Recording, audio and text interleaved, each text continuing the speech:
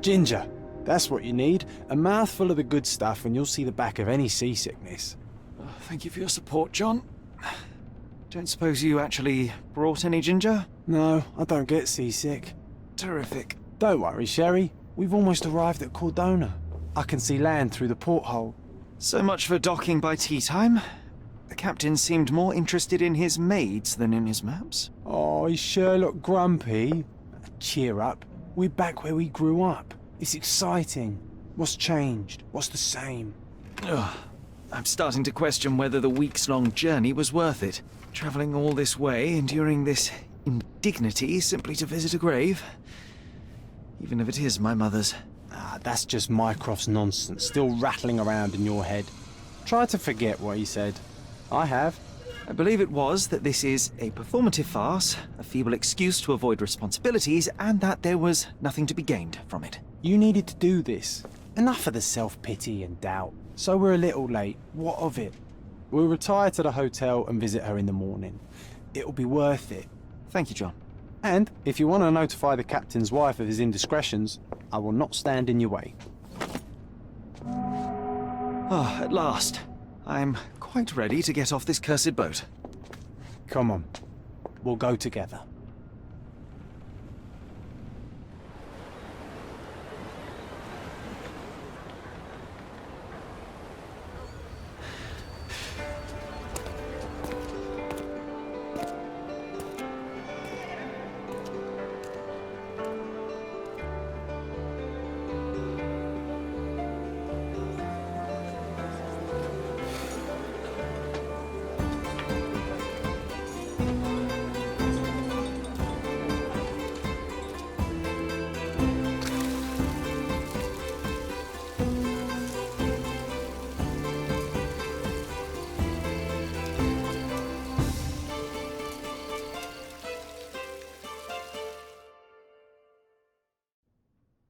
Hey, Sherry, come on, catch up.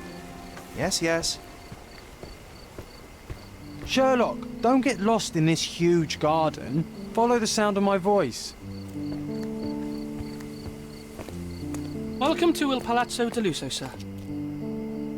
If you need something, sir, please inquire at reception. Welcome to Il Palazzo di Lusso, sir. We just need your signature. Would you kindly sign these papers, sir? Would you kindly sign these papers, There sir? you are. Ah, Mr. Holmes. Yes, we have room 221 prepared for you. I see it was reserved for 2 people. Would you like a second key? Oh, no, I think we'll stick together. Very good. Rooms are upstairs, sir. Welcome to Cordona. Hurry up, Sherlock. I want to see our room. I hope there's a balcony with a view.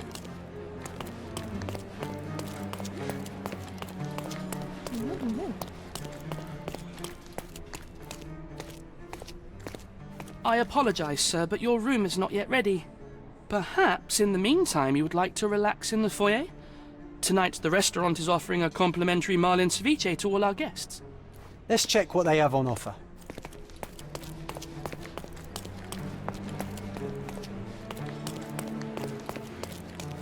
Hey, Sherry, just our luck. If seafood's not to your taste, everyone loves Benedict's batch. Our poached eggs with hollandaise sauce.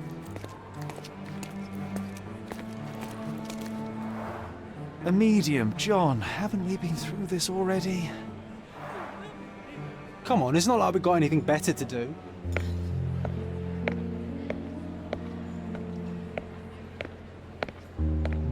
Excuse me, sir, but I believe Mr. Galich is conducting a séance at the moment. Perhaps you'd care to have your portrait drawn while you wait? Why? Pardon me? Why should I sit for a portrait? Sir, it's art. It doesn't need a why. It is its own justification. All things require justification, be they objects, systems, or beliefs. How about art as the lens through which we see the truth of the world?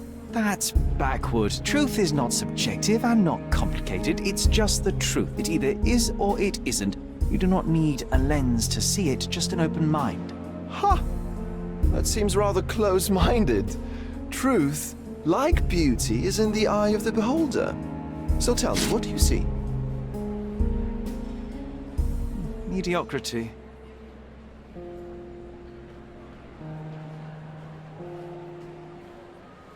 Come now, Sherry, what did he do to deserve that? The servant mentioned ceviche at the bar, Sherry.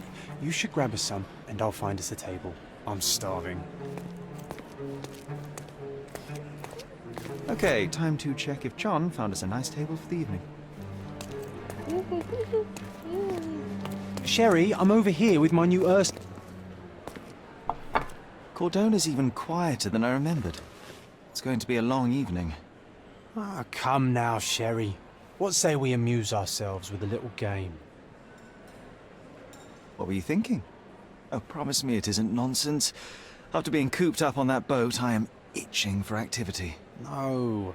As you can see, someone left a cane on our table. I simply thought you could identify its owner. Ah, so it is nonsense. It'll take me a minute, John, at most. Well then, you can deliver it to him as well. Deliver it to him?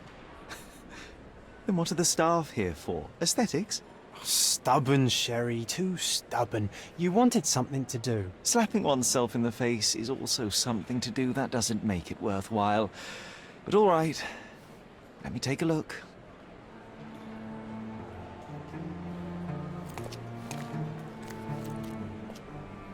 No matter how long you stare at the stick, it's not going to walk itself to its owner. The hand grip is a head of a golden Javanese statue, probably stolen from a temple. The dents suggest it has been used as a bludgeon. A crest depicting a bulb of garlic in a meadow, perhaps the Fielding family or Meadows, or Craven, from the Old English name meaning garlic place.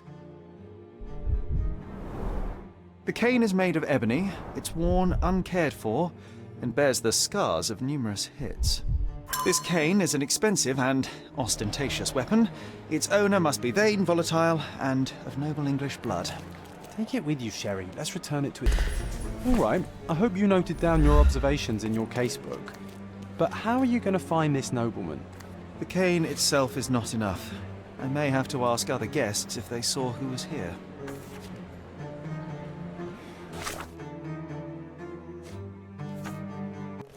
Don't ask me about the cane. I was with you the whole time. May I ask for your assistance? I'll help you, sir. You have my full attention. Well, even with your keen senses, Sherry, I doubt you'll find the cane's owner on your first try.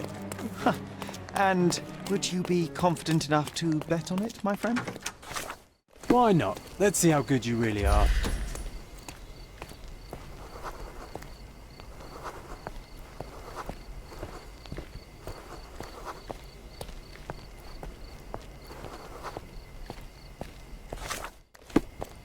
May I ask for your assistance? My dear fellow, you're talking to the right man. Hey, Sherry, don't we now have the perfect excuse to visit the seance? I'm just going to give the cane to its owner. You will not persuade me to take part in this show.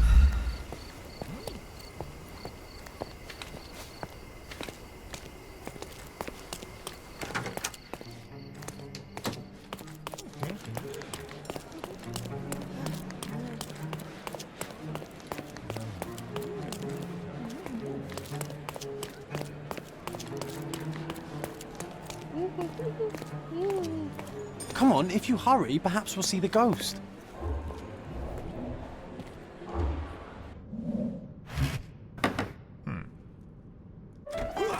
This hotel, this island, it's full of thieves.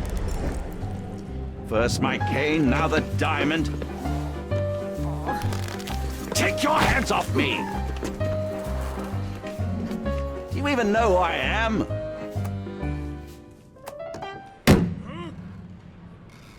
Hey, boy! That's my cane! I get that a lot. It's a very common design. What? No, that's a custom-made. A joke. A joke. It was left at my table in the restaurant. I thought it deserved to be returned. Well, I'll be... It is rare to encounter a straight-fingered true penny these days. What a gentleman. But I must ask, how did you know I was the rightful owner?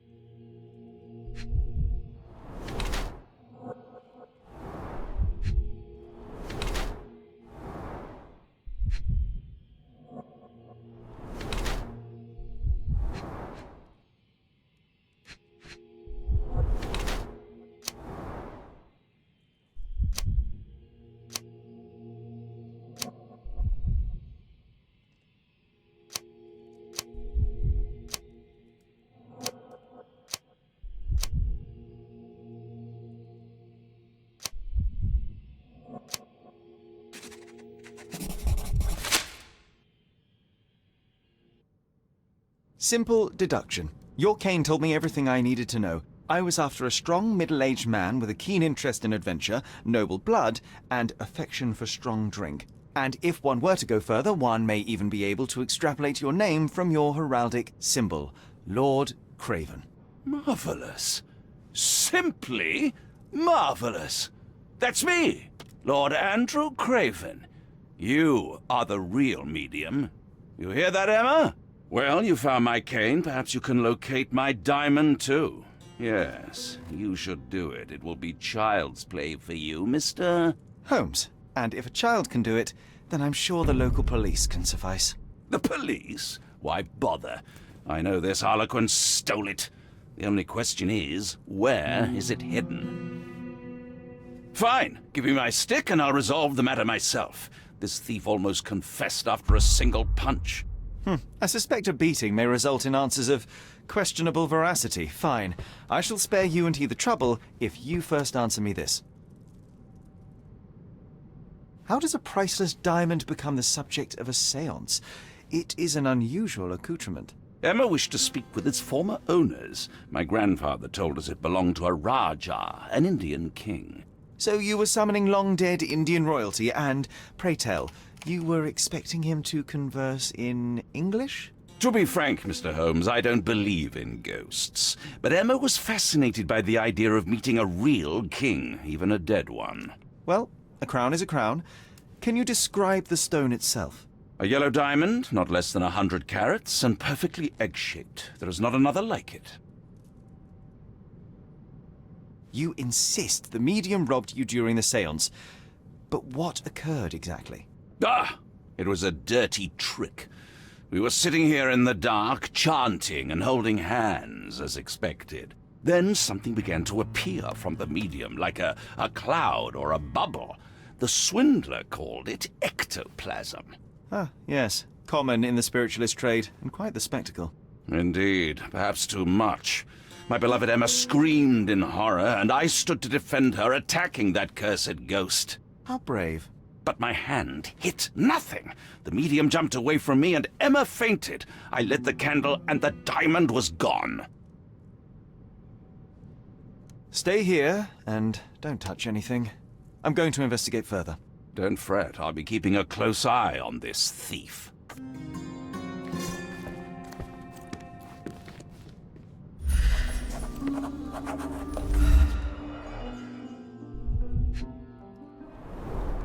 There are light traces of rouge on the edge of this wine glass. Half a glass of Balblair Scotch and the remains of a Paul Aranaga cigar. What else does a gentleman need? This brooch is old and cheap, but the moth design has its charms. This must be the ectoplasm. Too bad there's not enough for a proper chemical analysis. Ectoplasm. The ghost was here, Sherry. The diamond was placed on the table so that all participants could reach it.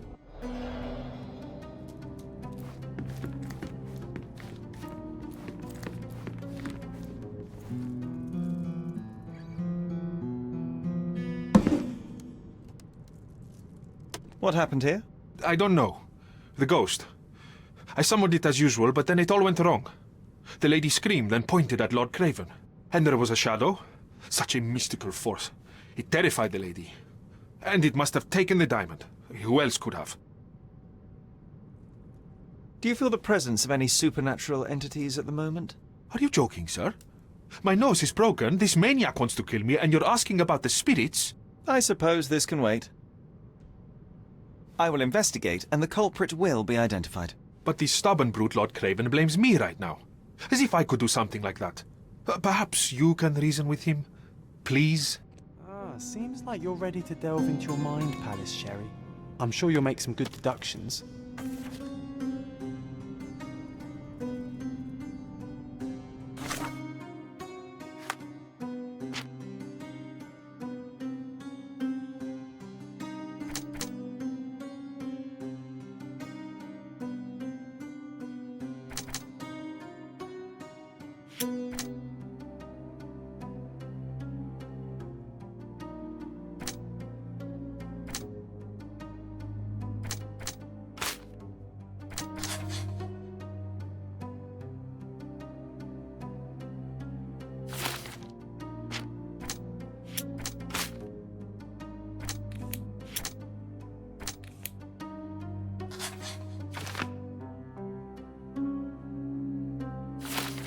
It seems there may have been an unexpected visitor outside the window. I hope it was the This ghost hefty of the chair Raja. has nearly broken after hitting the wall. Could one man even lift it? At Cambridge, I was captain of the rugby team. It was no place for weaklings. This looks recent. A shoe with a broken heel will surely leave scratches. All right, John. Do you think a ghost could leave this footprint? I'm reserving judgment. Use your keen eye to follow the trail.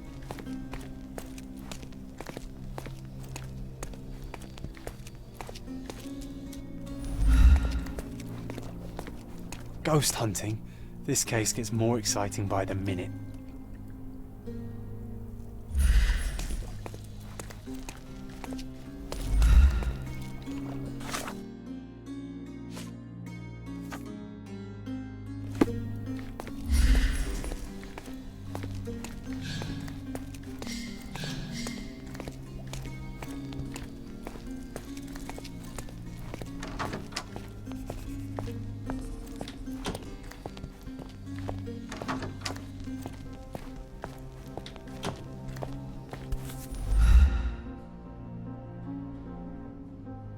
Size 4 with a broken heel. Rose D'Amour. All the maids in the hotel wear this exact shoe. So, definitely not the ghost of a Raja? Unless... No, what a shame. Our witness was a nosy maid. Searching the entire hotel could be difficult. Perhaps the other maids can help us find her.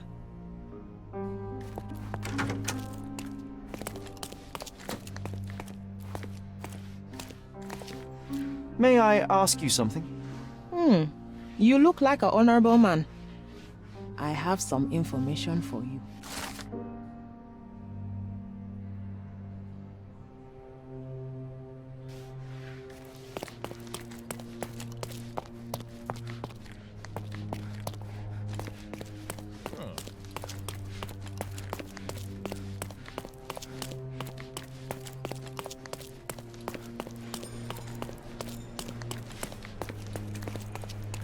Finally, there you are. One would think a maid would be easy to find in this place. I'm sorry, sir. Do you need more towels? No. You are the maid who saw the ghost in the Seance Room, yes? How did you know? Simple. You changed shoes after breaking a heel while fleeing the scene. I'm sorry, sir, but if I may ask, who are you? I'm a novelist documenting the supernatural and those who witness it. Now, should you take a starring role in the tale, I will need your name. Oh my, a book? And you want to include me? I'm Lucia Saletta. Something went wrong during the séance, Lucia, but no one will tell me what happened. You would be a valuable interview if you were there. I was, and I saw everything with my own eyes. Describe what happened during the séance. A lady and two gentlemen were sitting at a table, touching their hands to something. The medium started to whisper and chant, and a ghost appeared. A ghost? You're confident? It was unearthly, sir. It grew from the medium's chest. A glowing cloud or a bubble. I pressed closer against the window to see better. And the lady saw you? How did you... Yes! She screamed and pointed, so I hurried to escape, and I broke my heel. But I did see the ghost. A sickly, evil thing. And that's all you can tell me? Did you see any of what happened next? The medium, Mr. Galici, he was doing something with the ghost. He grabbed at it like he was trying to catch it. And then I ran. I suppose I should be grateful you endured these horrors for such a long time. All right, I have your account memorized. Good day. You lied to the poor girl, Sherry. What a tease. She'll dream about being a character of that book. Surely a pleasant dream is better than no dream at all, John. Oh, let's get back to the crime scene. I always love seeing you explain simple things to simpletons.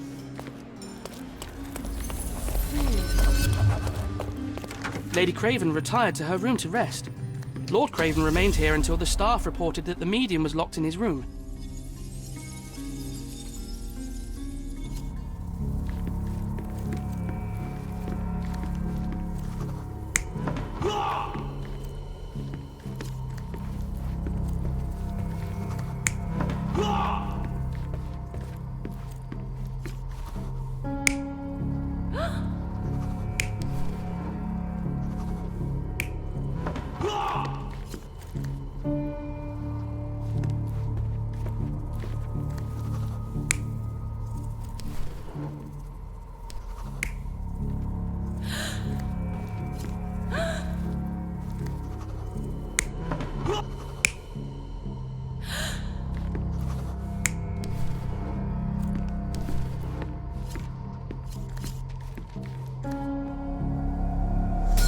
It all began when the lady screamed and pointed at the window.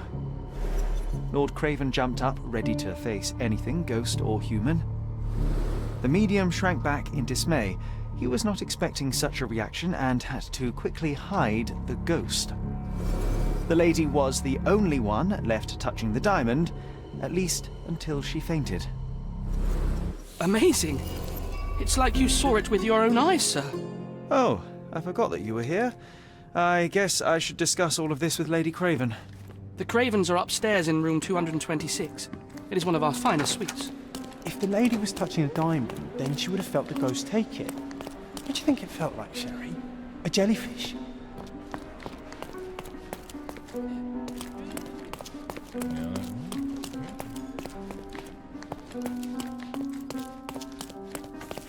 Lady Craven is not who she seems. Remember?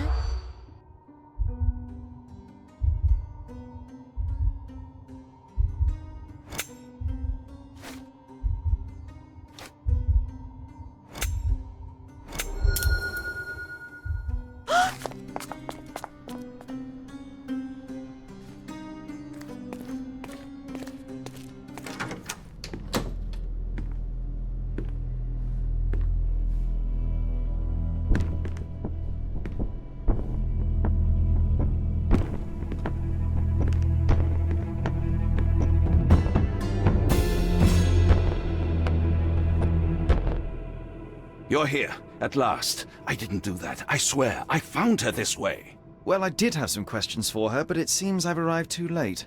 Now it's a matter for the police. Mr. Holmes, you said it yourself. They're children. They'll only make things worse. You promised me you would investigate. Investigate a theft, not a murder. Fear not. I will tell them all I've uncovered.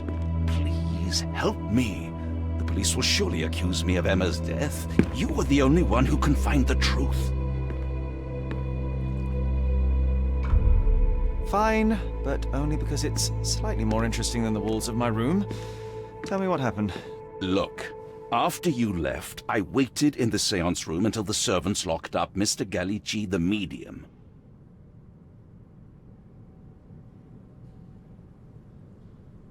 And was your mistress there too? Oh, so you know? I suppose I shouldn't be surprised.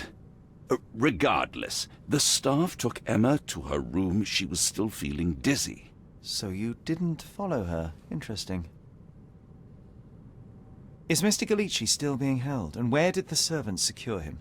He's in room 225, but that pigeon-livered man at the reception desk refused to give me the key. Well, I will have to visit reception myself then. Perhaps he will listen to reason. Where did you go instead? To the bar. It had been almost an hour. I see. And how long did you stay? I partook of a well-earned whiskey or two before retiring upstairs. Ask anyone there. Now we arrive at the tragedy at hand. So what transpired after your detour to the bar?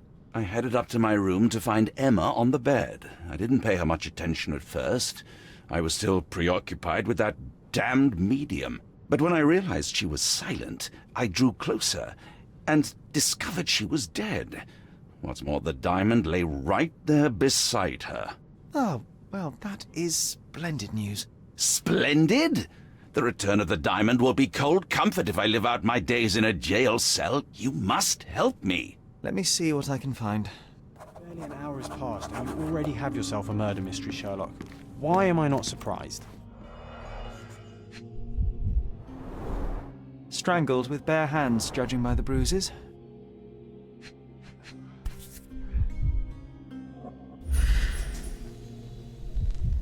This must be the missing diamond. A tremendous specimen, now forever tainted.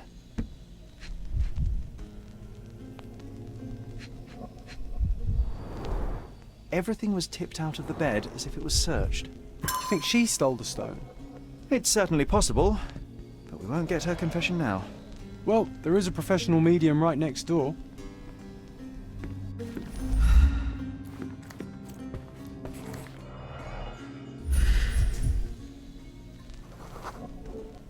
Aha, a neat hiding place. Why would she conceal all of this? Several £1,000s, that's quite a fortune.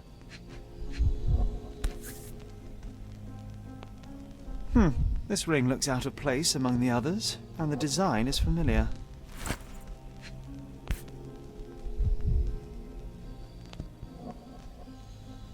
Virtus audacta sapit, courage tastes bold. A unique family motto.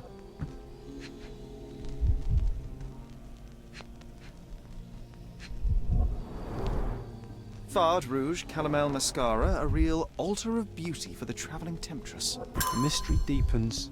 A victim with a checkered past and poor taste.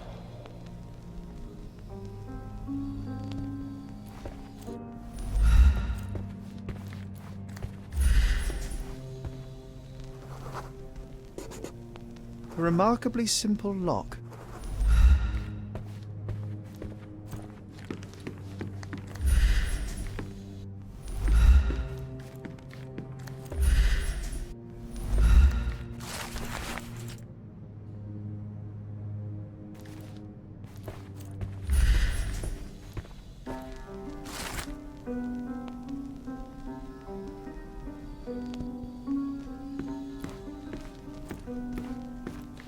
Someone was not happy with his post.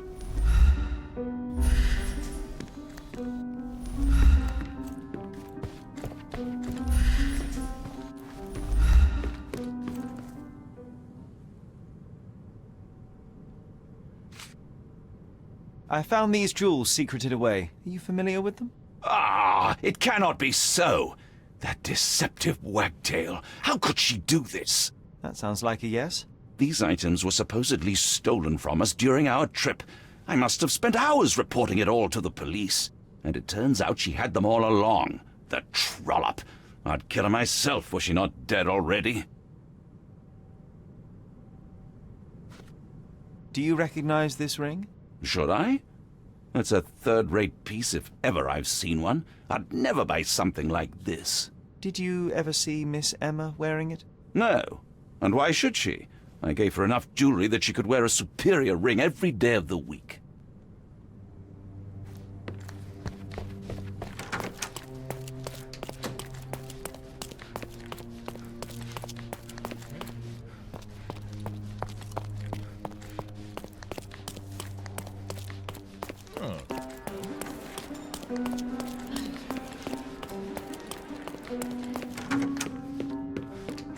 Cravens are upstairs in room 226.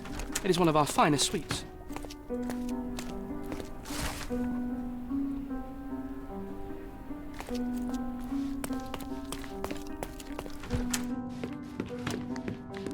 Oh, I love the ambience. Nice and creepy.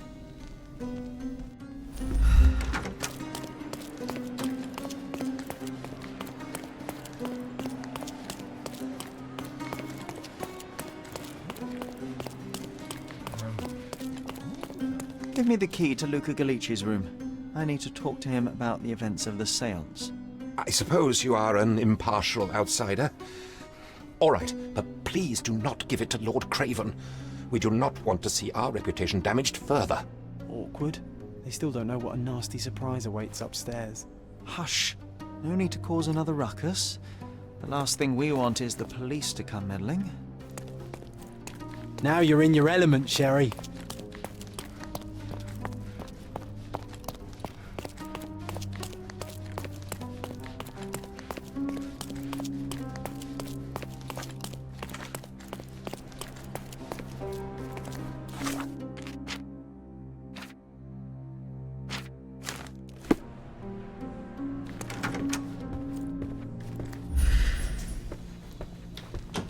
A familiar substance. It's the ectoplasm that stained the seance table, but this time there's enough for analysis.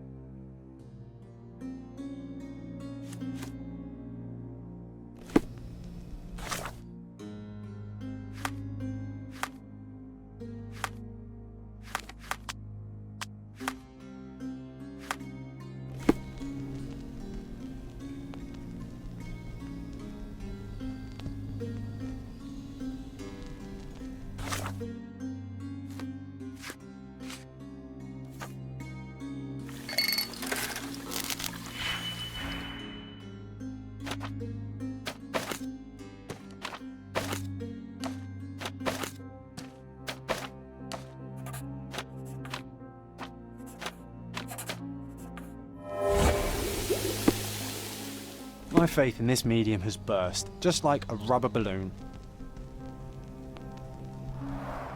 Tools and accessories for masterful prestidigitation. Or weapons and defences against visitors from the great beyond.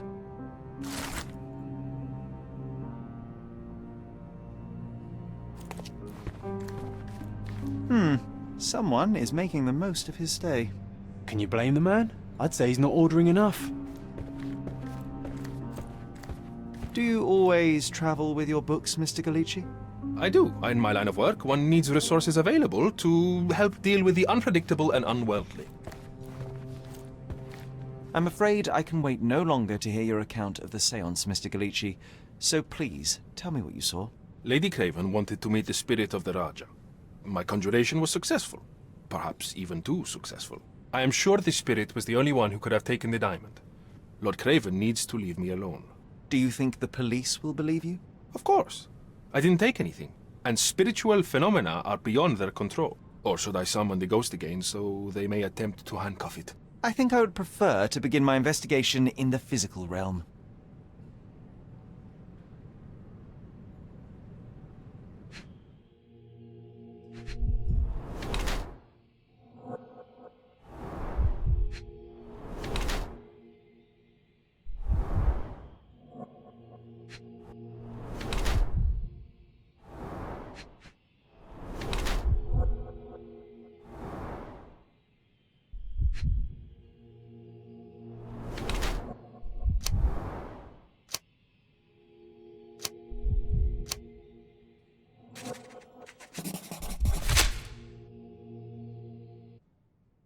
I have shocking news that changes your situation entirely. Oh, no, wait.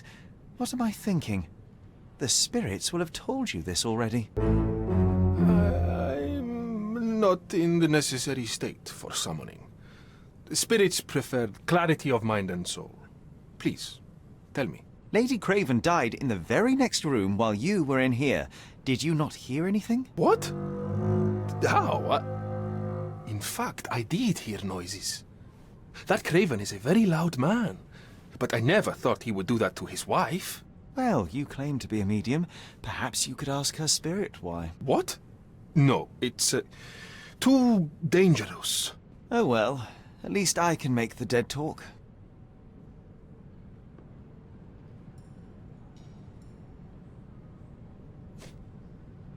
Do you realize just how dangerous it is to hold phosphorus in the mouth? I beg your pardon? I'll bet it makes your rubber balloons glow impressively in the dark, but you'll regret it when the hypertension and vomiting sets in. You mock my talents, sir. You shouldn't be so flippant about things beyond your earthly understanding. How ignorant one must be to compare a spirit's ectoplasm with balloons. It was merely a word of caution. We both know how match factory workers look after several years on the job.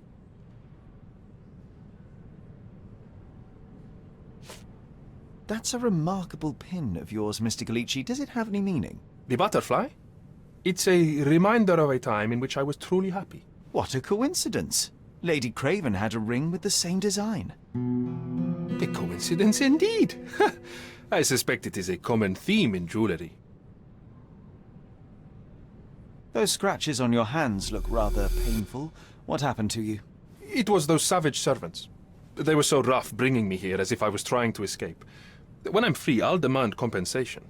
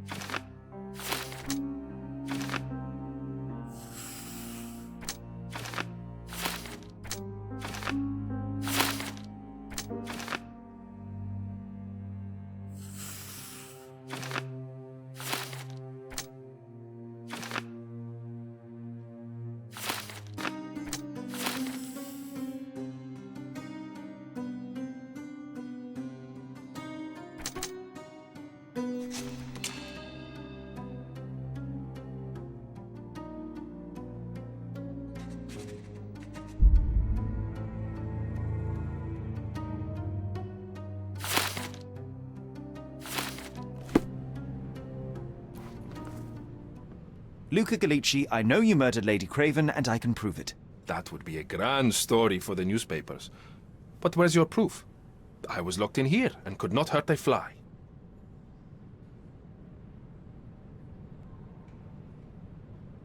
Your wrists are bloodied, and there's no way a servant's manhandling could cause such an injury. It was Lady Craven as you strangled her.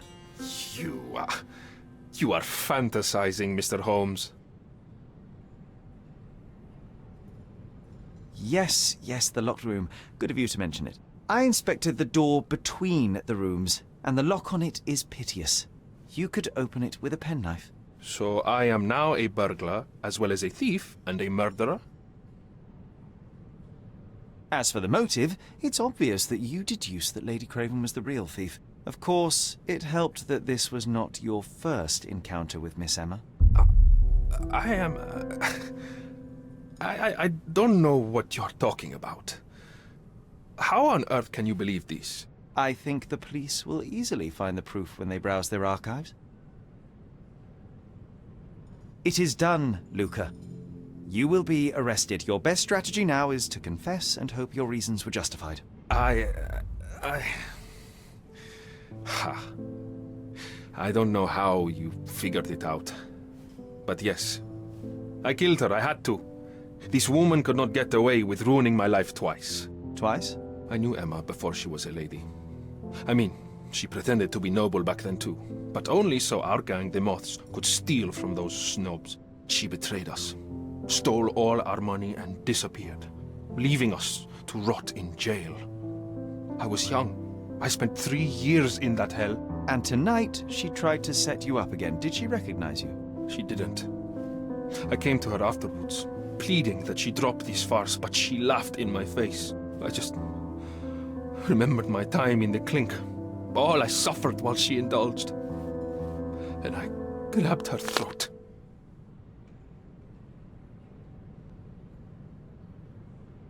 Murder is murder, Luca. You could have told Lord Craven the truth and seen Miss Emma's downfall, but you could not restrain yourself. He would never believe me. We will never know. Still, perhaps a jury will be more easily swayed. If not, you'll get to see your friends in jail again soon.